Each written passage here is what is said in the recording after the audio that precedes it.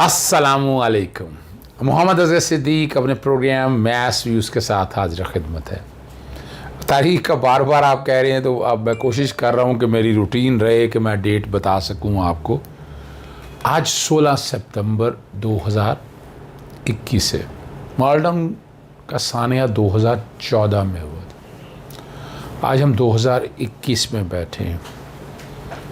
Larger bench जिसकी सरबराही जनाब justice Mohammad Amir Bhatti जो chief justice Lahore high court हैं, justice Malik Shahzad Ahmed Khan, justice Aliya Neelam, justice Shahbaz Rizvi, justice Sardar Naeem, justice Mohammad Sarfaraz Dogar और justice Tariq Saleem Sheikh, 7 member bench इस केस की समाअत कर रहा है। आज नवाज शरीफ और शहबाज शरीफ के वकील ने अपने आर्गूमेंट और बड़ी मज़ेदार बात आपके सामने रखनी है। जो कल मैंने कहा था, एक सवाल पूछा उसका जवाब आज भी नहीं दे पाए। वो बॉर्न फ्रूट का जो सुप्रीम कोर्ट का, ये इतनी मोटी किताब मैंने साथ रखी हुई है ताकि आप लोगों को बताने के लिए कुछ 600 सफ़ों की, ये मैंने ही बना कर दी थी। सुप्रीम कोर्ट का 5 दिसंबर 2018 का फ़ैसला था कि जिसमें बड़ा वाज़े तौर पर कह दिया था कि गवर्नमेंट ऑफ पंजाब ने कहा कि इस मामले की इंक्वायरी और इन्वेस्टिगेशन के लिए GIT हम बना रहे हैं, और इन चीज़ों को सामने रखते हुए कहा कि मामला निपटा दिया कि बॉर्न फ्रूट में रिज़ल्ट मिल जाना, नताइज मिल जाना, जिस काम के लिए आप आए हैं उसका नतीजा अखज़ कर लेना। तो आज फिर वो उसकी बजाय आज़मज़ीर तारड़ कोशिश यही कर रहे हैं कि ना कुछ टेक्निकलिटीज़ में उलझाया जा सके। आज भी वो ले गए कि जनाब जो GIT जो बनी है 20 जनवरी 2020 को बनी है, बैकग्राउंड पे उसके मिनट्स ऑफ द मीटिंग मैं चला रहा हूँ, आप लोगों ने नहीं देखे होंगे। आर्टिकल 90 और 91 के हवाले से है कि जहाँ लफ्ज़ प्रोविंशियल गवर्नमेंट या फेडरल गवर्नमेंट आए उसका मतलब है कैबिनेट। ये मुस्तफ़ा इम्पैक्ट्स केस है और उस मुस्तफ़ा इम्पैक्ट्स केस को सामने रखते हुए ये आर्गूमेंट लिया गया है बुनियादी तौर के ऊपर कि जनाब जो GIT है ये फेडरल प्रोविंशियल गवर्नमेंट ने नहीं बनाई। अच्छा, इस पे मेरा पॉइंट बड़ा क्लियर है कि सेक्शन 19 बैकग्राउंड पे ये सेक्शन 19 भी चल रहा होगा एंटी टेररिज्म एक्ट का, कि जिसके तहत गवर्नमेंट ने बनानी, और इसी में आगे जाते हैं तो आगे लफ्ज़ फेडरल गवर्नमेंट इस्तेमाल हुआ, खाली गवर्नमेंट इस्तेमाल हुआ। Government mean executive functions, government के मुख्तलिफ डिपार्टमेंट है वो एग्जेक्टिव फंक्शन। जब प्रोविंशियल गवर्नमेंट आएगी, प्रोविंशियल गवर्नमेंट का जब लफ्ज़ इस्तेमाल होगा या फेडरल गवर्नमेंट का लफ्ज़ इस्तेमाल होगा, इट मीन कैबिनेट। अब इस पे बहरहाल ये एतराज़ उठा लिया जनाब मिनट्स ऑफ द मीटिंग नहीं है, जनाब लाहौर हाई कोर्ट के एक ऑर्डर में कहा पता नहीं था, उसमें एडिशनल एडवोकेट जनरल ने बयान दिया था।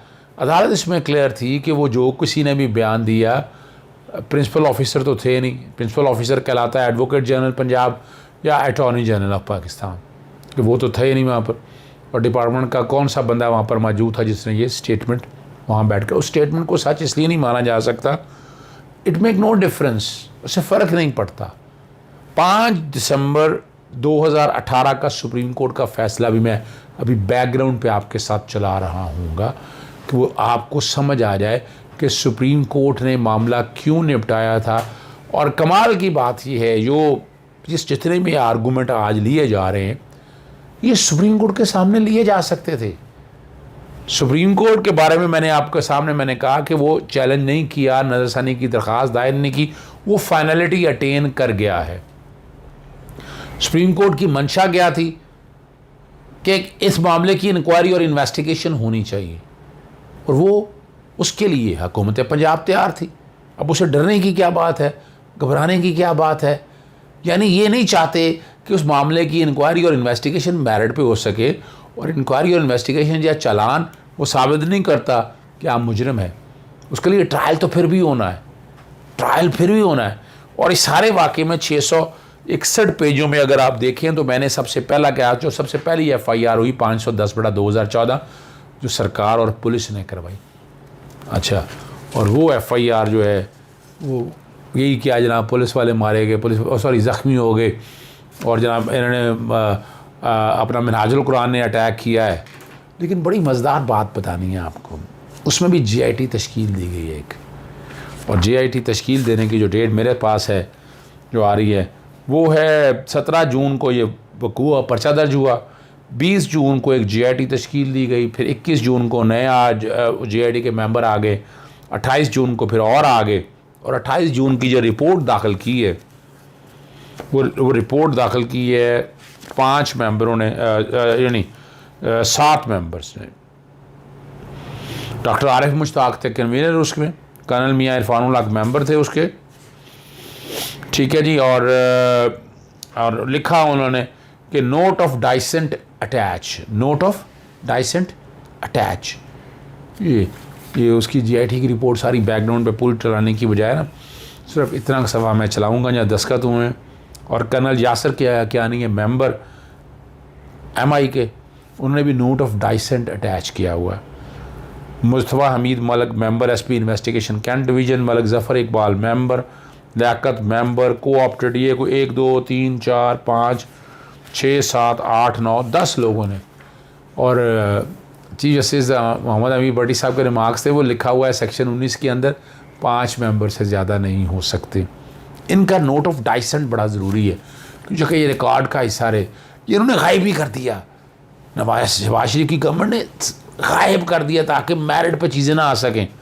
और एक सफ़े का नोट है, बड़ा वाज़े तौर पर उन्होंने कहा कि उनका स्टांस नहीं आया, जो चीज़ें सारी बताई हैं ये रिस्पॉन्सिबिलिटी फ़िक्स नहीं की, और जो माल टाउन के थाने के ज़िम्मेदार हैं, ये एक सफ़े का नोट है, हो सके तो पढ़ लीजिएगा अंग्रेज़ी में, मैं दोहराना नहीं चाहता, आपका चीज़ें सारी आ जाएँ। और इसी में फिर आगे मैंने लगाया हुआ है 17 जून 2014 का नोटिफिकेशन कि जिसमें जुडिशल इंक्वायरी की बात की गई है। अच्छा, इसी जुडिशल इंक्वायरी में जो ट्राइब्यूनल बने थे उन्होंने इख्तियारात मांगने की बात की, तो उनको इख्तियारात नहीं दिए गए, ये भी रिकॉर्ड की चीज़ें हैं सारी।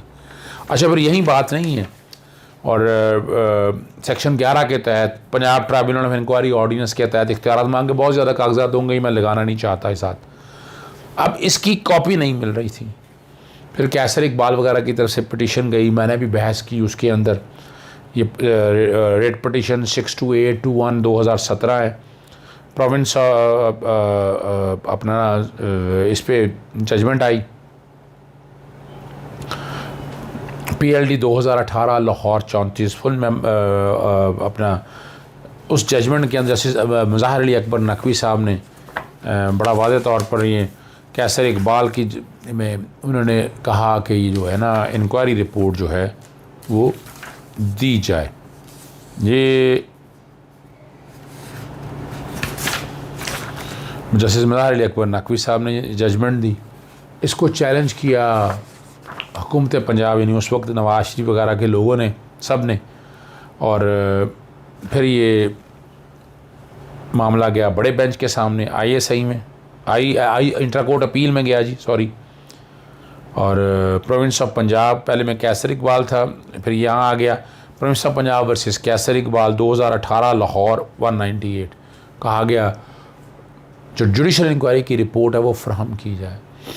अनेक्चर इसके साथ आज तक नहीं मिल सके, जो दस्तावेज़ हैं साथ आज तक नहीं मिल सके, और मैंने इस बाबत रेट पिटीशन फ़ाइल की हुई है, और रेट पिटीशन वो है आज भी पेंडिंग पड़ी हुई है।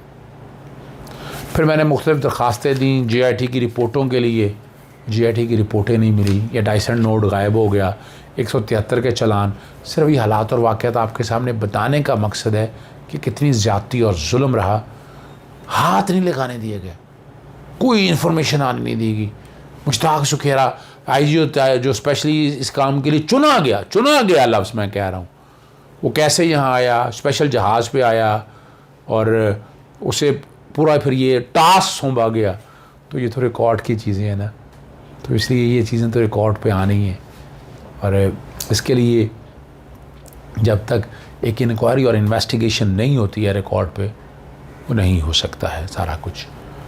और आज केस की समाअत तो मुलतवी हो गई है 29 सितंबर तक। आज़म अली तारड़ ने कहा उन्होंने वास्को जाना है, कोई इलेक्शन है, ऑब्ज़र्वर बनना है, कोई मीटिंग्स हैं, टाइम मांगा और उनकी इस बात को हमारी तरफ से भी अपोज़ कोई नहीं था कि ठीक है डेट दे दी जाए। 29 सितंबर के लिए गए और मिनट्स ऑफ मीटिंग की कॉपी, हालांकि कॉपी ऑलरेडी उन तक चली गई हुई थी, उन्होंने कहा हमें मिली नहीं है। और वो मिनट्स ऑफ द मीटिंग बड़े क्लियर हैं, 20 जनवरी 2020 के हैं। ये बैकग्राउंड पे ही मैं चला रहा हूँ, बैकग्राउंड पे ये मिनट्स ऑफ द मीटिंग मैं चला रहा हूँ कि जिसमें 7 जनवरी 2020 को एजेंडा नंबर 20 है और वो एजेंडा नंबर 20 साथ लगा हुआ है कि वो जो GIT तश्कील दी थी, एक लफ्ज़ इस्तेमाल होता है और उसको कहते हैं मुस्तफ़ा इम्पैक्ट्स के केस ही को सामने रखते एक्स पोस्ट फैक्टो अप्रूवल, पुरानी तारीखों से अप्रूवल। एक एग्जेक्टिव एक्शन है, वो ले लिया है, काबीना ने कहा कि ठीक ले लिया। तो इसमें और कानून बड़ा क्लियर है, बैकग्राउंड पे ये जजमेंट भी चल रही होगी। 2003 SCMR 944 ऐसी कई जजमेंट मौजूद हैं जिसमें एक्स पोस्ट फैक्टो अप्रूवल को कहा है कि ये कानून के मुताबिक है। तो अब कोर्ट क्या करती है अपनी जगह, लेकिन बज़ाहिर जो है उनका ये पॉइंट भी फॉल कर जाएगा ग्राउंड के ऊपर। और फिर जो मैंने पॉइंट लिया हुआ है वहाँ कोर्ट के सामने, इसमें कोई ज़रूरत नहीं थी, एग्जेक्टिव एक्शन है और इसके लिए काबीना की कोई ज़रूरत नहीं, नॉर्मल रूटीन की बात है, कानून के मुताबिक ये बात है। ये कौन सा कोई पॉलिसी डिसीजन है, ये कौन सा कोई कानून बनाना है, ये कौन सा कोई SRO जारी करना है जिसमें वाकई, यानी अगर तो ये डे टू डे अफेयर्स भी काबीना के पास चले जाएँ तो फिर क्या फ़ायदा, क्या ज़रूरत है इन सब तमाम महकमों के। लफ्ज़ भी इसलिए सेक्शन 19 के अंदर इस्तेमाल हुआ है, वो गवर्नमेंट इस्तेमाल हुआ है। मैं अपनी ज़ाती राय के मुताबिक मुझे तो नज़र आ रहा है कि ये बड़ा मुश्किल है और वो टाइम अब वो गेन करना चाहते हैं, इल्ज़ाम हम पे लगा जाता है, वही चलें, वो एक अलग इशू है। इंक्वायरी और इन्वेस्टिगेशन मेरिट पे होने पे डरते क्यों हैं? खौफ ज़्यादा इसलिए हैं जो रिकॉर्ड पहले नहीं है वो रिकॉर्ड पे अब चीज़ें आ जाएंगी, जिन पे एक्सेस पहले नहीं था आज उस पर हाथ पड़ जाएंगे। और ये अगली बात, जो आखिरी बात मैं करना चाहता हूँ, जितने आर्गूमेंट्स ले रहे हैं ये सुप्रीम कोर्ट के सामने भी ले सकते थे। GIT बनने ही ना देते उसी वक्त GIT ना बनने देते। सुप्रीम कोर्ट में जब आपने पॉइंट रखा कोई नहीं, आपने एक तरह से कंसेंट दे दिया, आपने मान ली, अब कैसे आप चैलेंज कर सकते हैं इस बात को अनटिल अनलेस सुप्रीम कोर्ट का वो ऑर्डर रेक्टिफाई ना हो। इजाज़त चाहूँगा, अस्सलाम वालेकुम। और यहाँ मैं ख़त्म करने से कबल एक बात रह गई है, तो रोशनी की उम्मीद पैदा है, रहनी चाहिए। कुछ नहीं मांग रहे, कोई नहीं मर्ज़ी का डिसीजन मांग रहे है कोई सानिया माल टाउन के, ना डॉक्टर तारुल कादरी, ना मजलूमीन या जो वर्षा वगैरह, कोई नहीं। वो कहते हैं आइन और कानून के मुताबिक इंसाफ मिल जाए, इंक्वायरी और इन्वेस्टिगेशन मेरिट पे हो। अब जब इंक्वायरी इन्वेस्टिगेशन मेरिट पे होगी, आगे इस्तगासा चलना है या चलान चलना है। जब इंक्वायरी इन्वेस्टिगेशन आएगी तो नए सिरे से सारा चलान मरतब होगा और नए सिरे से फर्द जुर्म आयद होगी। ऐसी क्या ये कानूनी बात है। अब फैसला क्या करती है लाहौर हाई कोर्ट, ये वक्त बताएगा। अस्सलाम वालेकुम, अल्लाह हाफ़िज़, पाकिस्तान जिंदाबाद।